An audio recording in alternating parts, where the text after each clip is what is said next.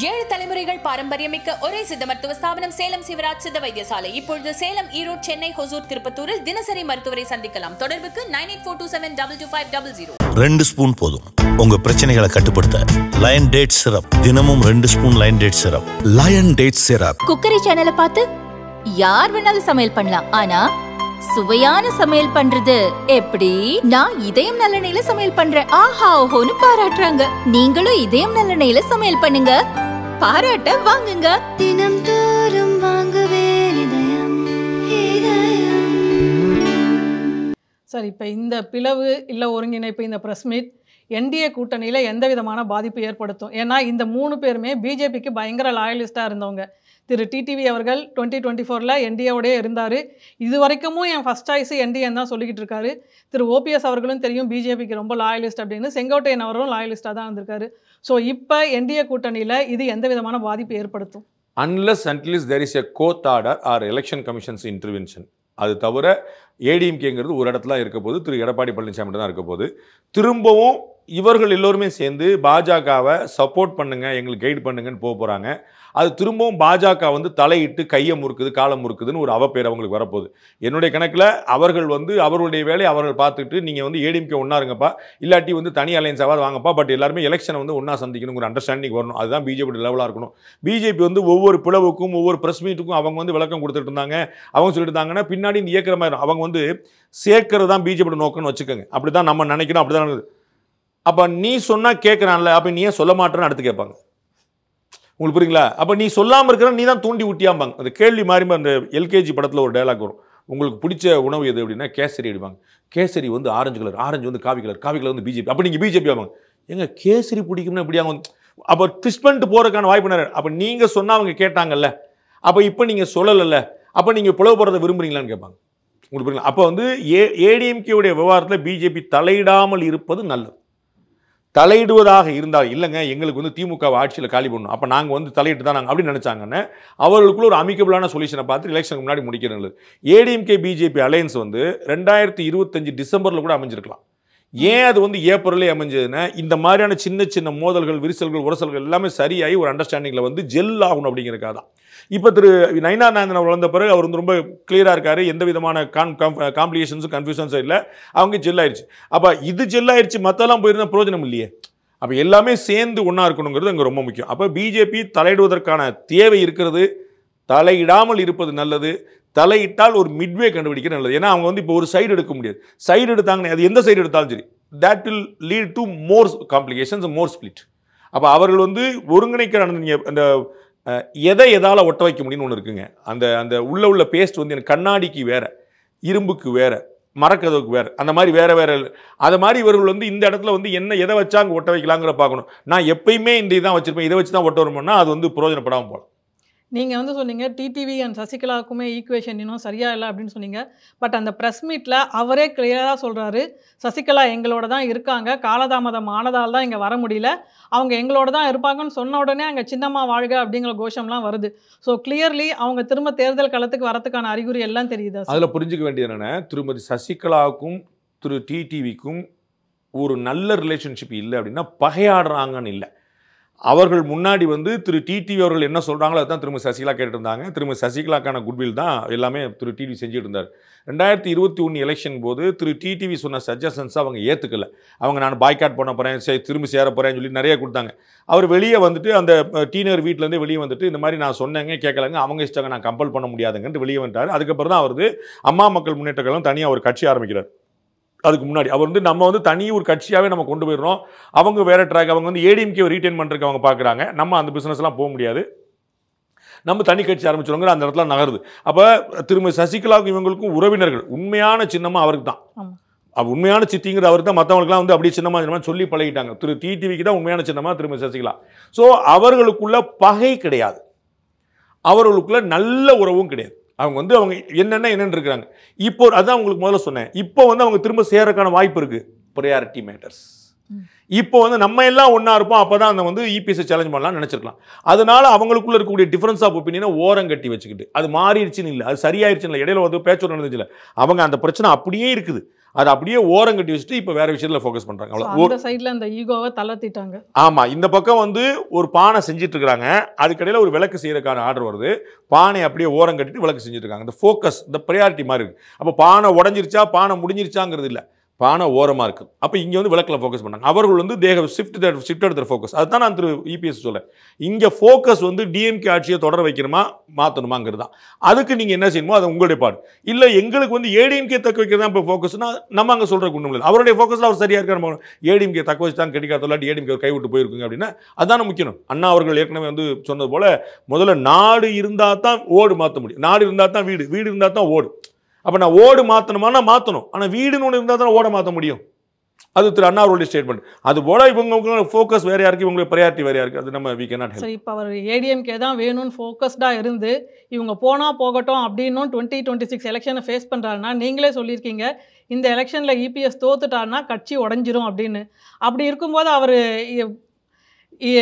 ஒன்றா இருந்து ஜெயிச்சாலுமே தோத்துட்டானா ஆப்வியஸ்லி கட்சி உடஞ்சிரும்ல சார். அப்போ பெஸ்ட் ஆப்ஷனாக இருக்கும். ஆனால் இப்பயுமே நீங்கள் பார்த்தீங்கன்னா இன்னைக்கு வந்து திரு டிடிவி, ஓபிஎஸ், செங்கோட்டையன், சசிகலா இவங்கெல்லாம் தனியாக ஒரு அணியாகவே இருக்கிறாங்கன்னு வச்சுக்கோங்க. அவங்க யார் கூடயே சேர்ந்து ஏதோ ஒரு மக்கள் கூட்டணி மாதிரி ஒரு அலைன்ஸ் ஃபார்ம் பண்ணுறாங்கன்னு வச்சுக்கோங்க. இன்னைக்கு நம்ம பேசிட்டு தருணத்தில் ஒரு ஏடிஎம்கே ஃபார்மில் இருக்குது, நேற்று வேறு ஃபார்மில் இருந்துச்சு, இன்றைக்கி வேறு ஃபார்மில் இருக்குது. இன்றைக்கி பேசிட்டு தருணக்கூடிய ஏடிஎம்கே ஃபார்மில் திரு விஜய் சேரார்னு வச்சுக்கோங்க, அப்பயும் இவங்களுக்கு தான் வச்சு அந்த கூட்டணிக்கு விஜய் போய் அதான் அந்த கூட்டணிக்குன்னு அவங்க விஜய்க்கு தான் இவங்க போகணும். அவங்களுடைய பொசிஷன் நீங்கள் புரிஞ்சுல. விஜய் கூட இவங்கெல்லாம் சேர்ந்தாங்கன்னு வச்சுக்கோங்க, நல்ல மும்முனை போட்டி, அட்வான்டேஜ் அகைன் டிஎம்கே. இன்னைக்கு தேதிக்கு அட்வான்டேஜ் டிஎம்கேங்க, அதில் ஒரு குழப்பம் இல்லை.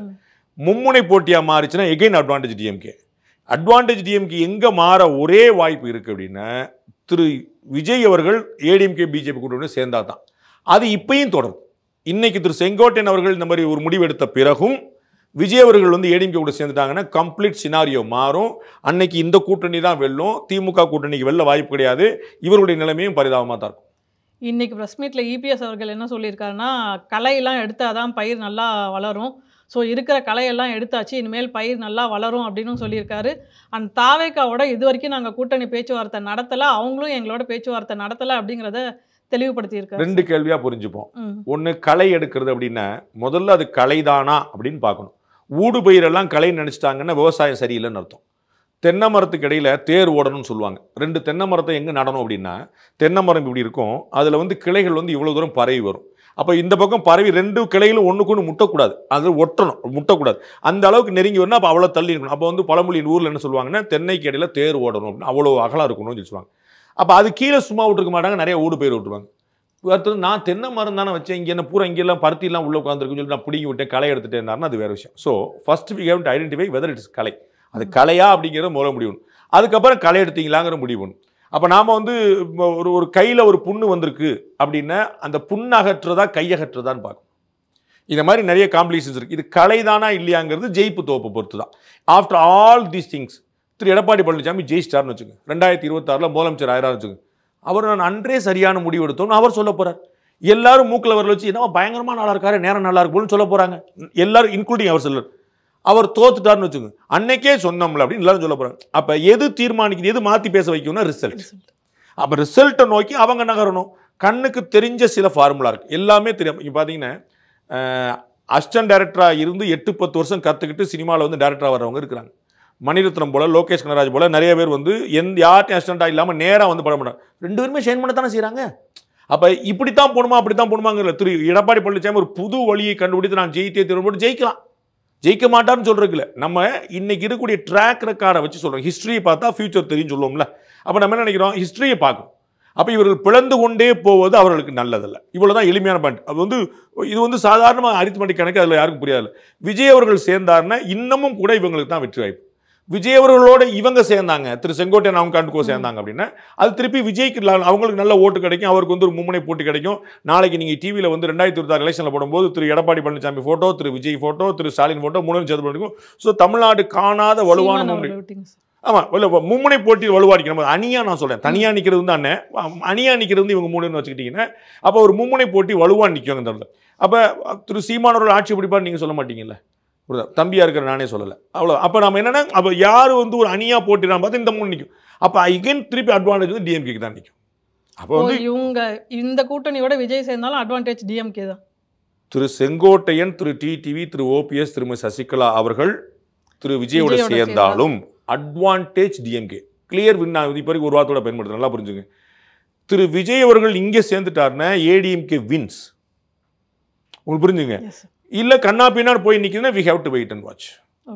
இன்னைக்கு தேதிக்கு ஆஸ் இட் இஸ் எல்லாமே எதுவுமே இல்லை சார். இப்போ யார் சார் ஜெயிப்பான்னு கேட்டிங்கன்னா டிஎம்கேன்னு சார். இவங்கெல்லாம் திரு விஜயோட சேர்ந்தாங்கன்னா யார் சார் ஜெயிப்பா அப்படின்னா அட்வான்டேஜ் டிஎம்கேன்னு சார். விஜய் இங்கே வந்துட்டார் என்ன சார் ஏடிஎம்கே வின்ஸ். அந்த சினாரியோ நல்லா புரிஞ்சுங்க.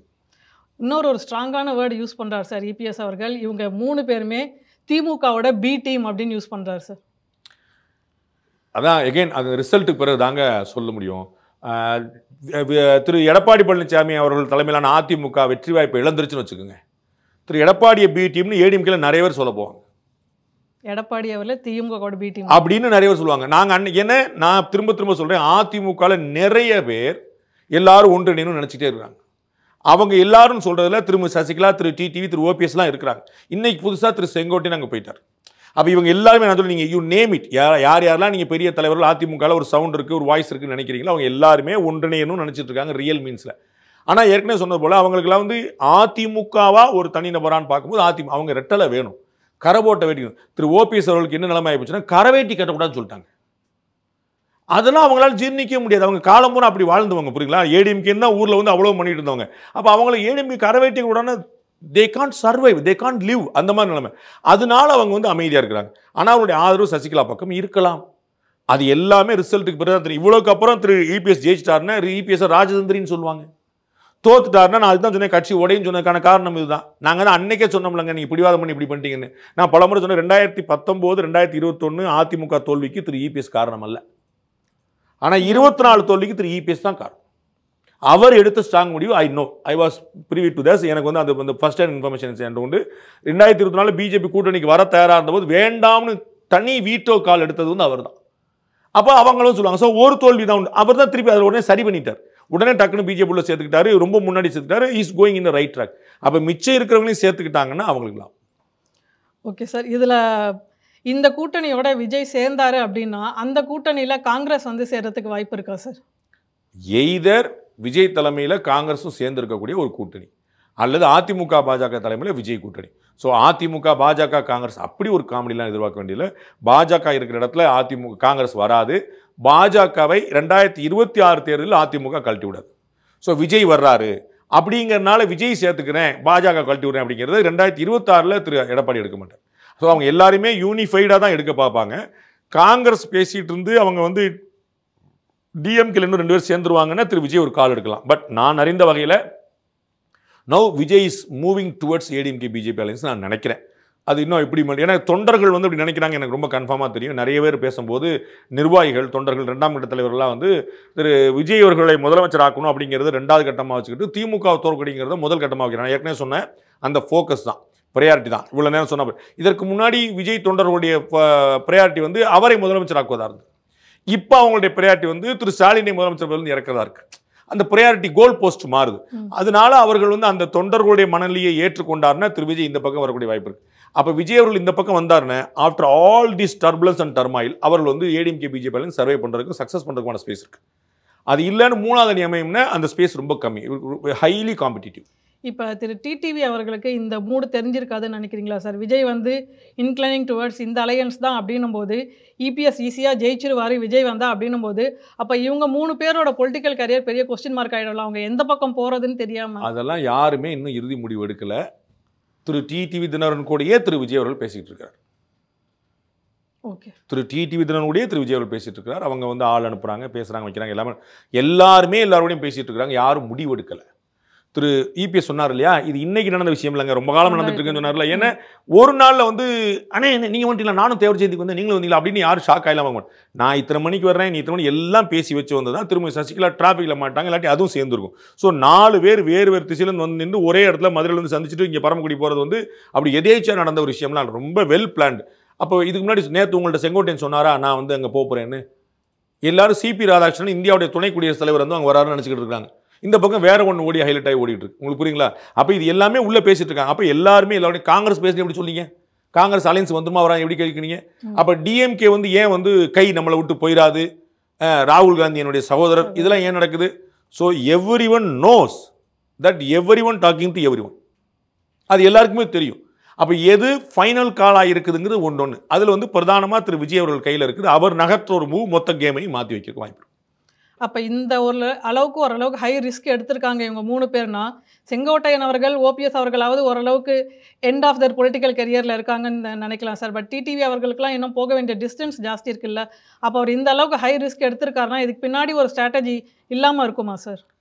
திரு ஓபிஎஸும் திரு செங்கோட்டையனும் end of Dhar political career சொல்லக்கூடாது, பீக் ஆஃப் தர் பொலிட்டிக்கல் கேரியர்னா சொல்லலாம். நம்ம அவர்களுக்கான அரசியல் எதிர்காலம் எவ்வளோ நாள் இருக்குன்னு யார் சொல்ல முடியும்?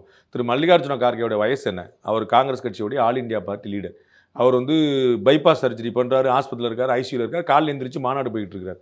ஸோ நம்ம அப்படிலாம் திரு வீரமணி அவருடைய வயசு என்ன? அவருக்கு வந்து end of the political career நம்ம சொல்ல முடியுமா? அப்படி நம்ம சொல்ல முடியாது. வந்து ஒவ்வொருத்தருக்குமான வாய்ப்புகள் வந்து வேறு வேறையாக இருக்குது. You can call it the peak of Dhar political career நம்ம நினச்சிக்கலாம். நம்ம அவங்க எல்லாருக்குமே ஒரு விஷயம் தாங்க, நம்ம வந்து அந்தந்த ஃபோக்கஸ் மாறுது.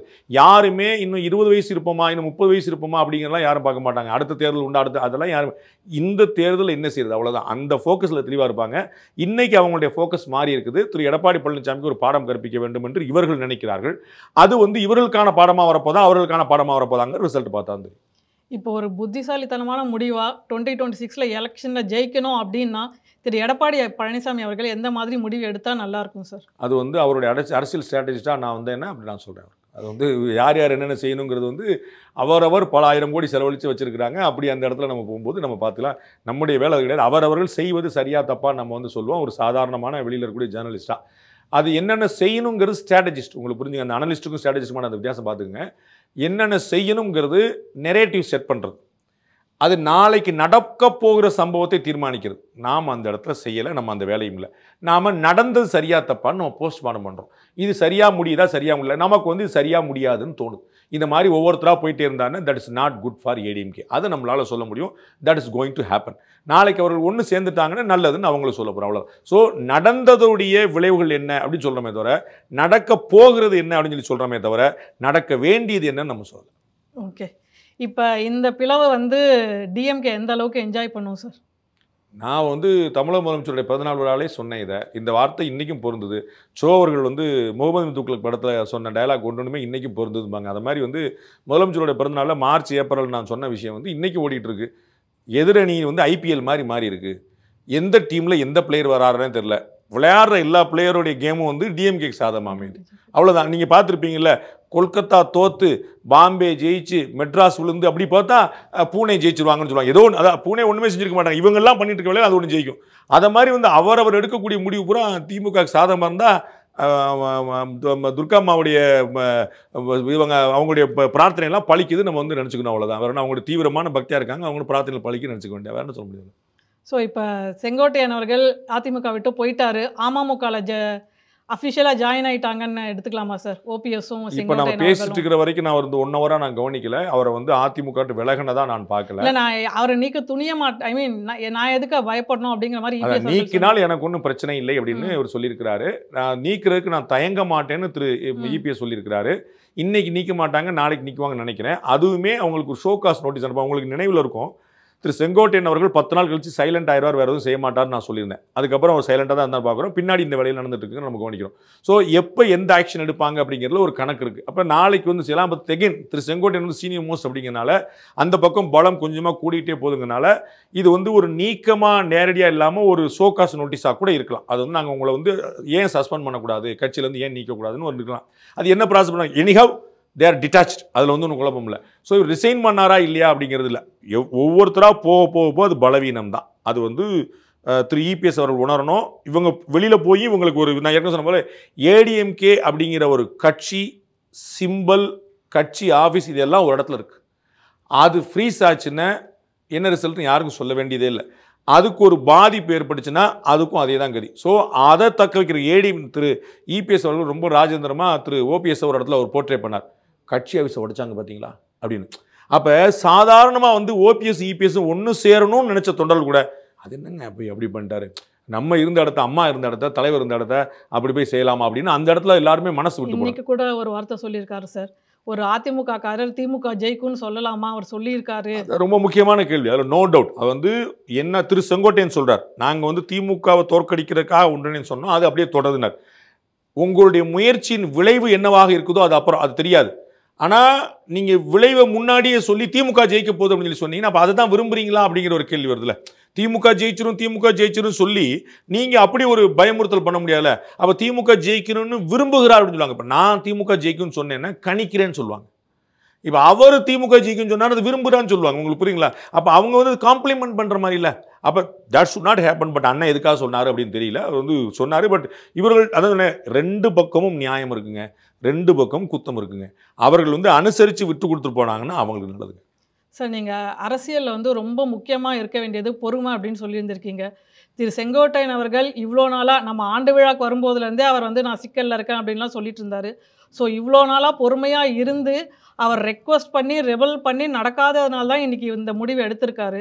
ஸோ அதை இபிஎஸ் கன்சிடர் பண்ணுவாரா? இப்போ தெரியாது, பண்ணார்னா அவருக்கு நல்லது. அதை வந்து எப்படி சேர்க்கணும் அப்படிங்கிற ஒரு அதில் வந்து ஒரு பெரிய சேலஞ்ச் இருக்குங்க.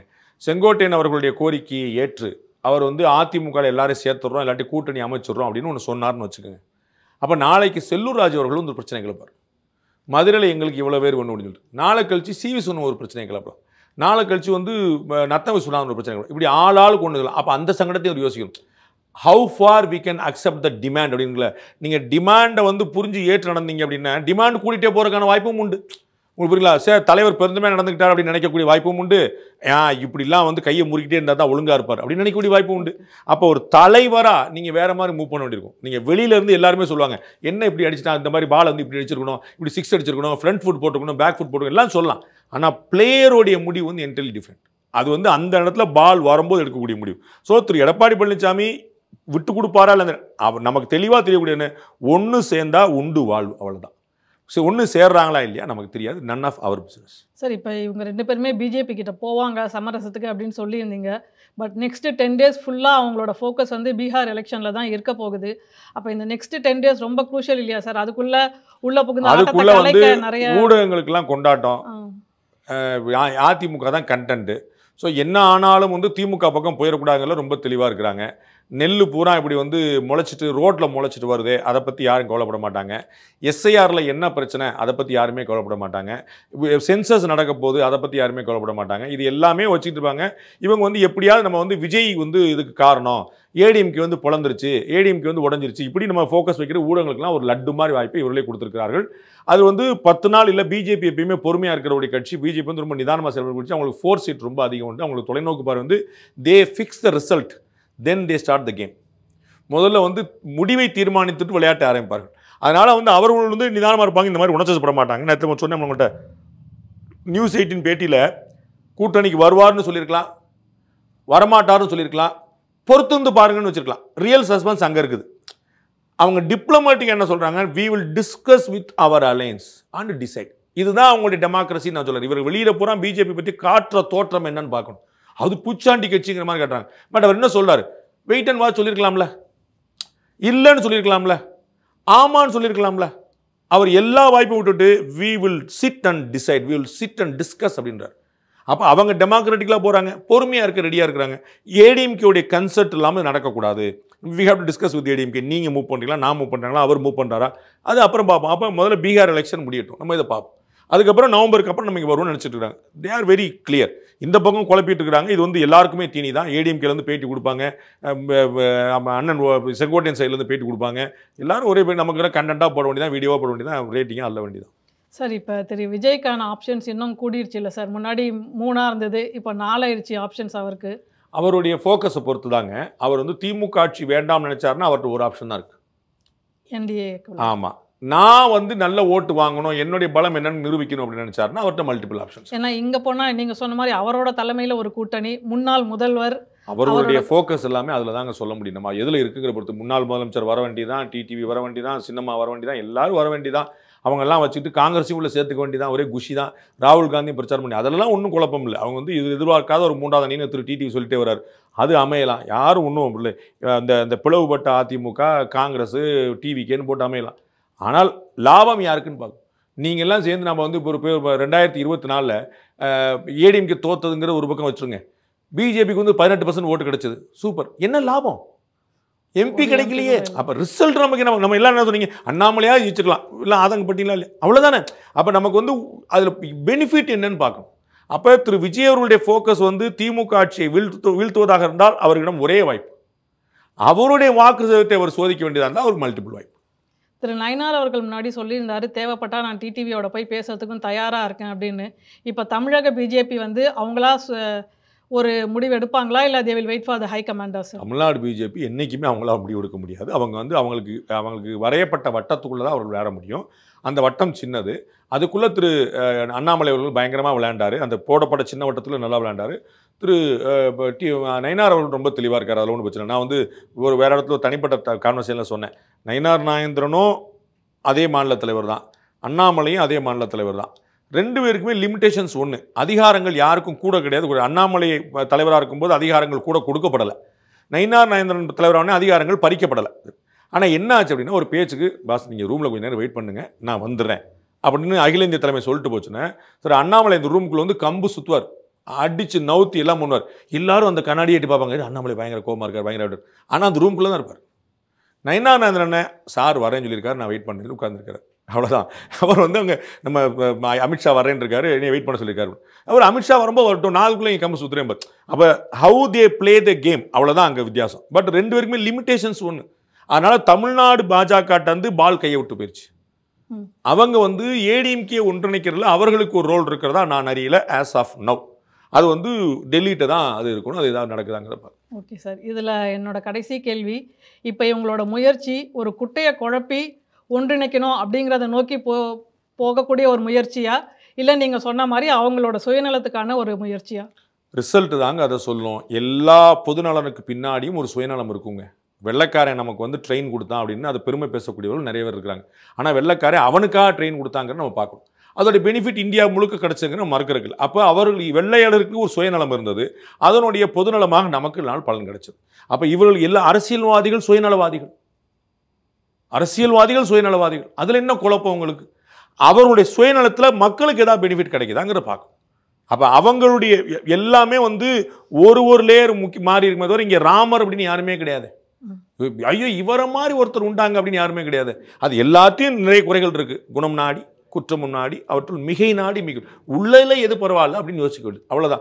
இதுதாங்க பெஸ்ட் அப்படின்னு ஒரு கட்சி நம்ம சொல்ல முடியாது. அப்போ அவரவர் எடுக்கக்கூடிய முடிவு அது குட்டையை குழப்பறதா, அவர்களுக்கு நல்லதா, நாட்டுக்கு நல்லதா, கட்சிக்கு நல்லதா, டிபெண்ட்ஸ் அப்பான் த ரிசல்ட். அது வந்து அவர்கள் ஆட்சியை பிடிக்க விரும்பினால் ஒன்றிணைய வேண்டும். அவர்களுக்கு திமுக ஆட்சி தொடர்பதாக இருந்தால் இன்னும் புலப்படலாம், ஒன்றும் தப்பே கிடையாது. ஓகே சார், ரொம்ப நன்றி சார். இத்தனை நேரம் நம்மளோட இணைஞ்சு உங்களை கருத்துக்கள் பகிர்ந்ததுக்கு ரொம்ப நன்றி சார்.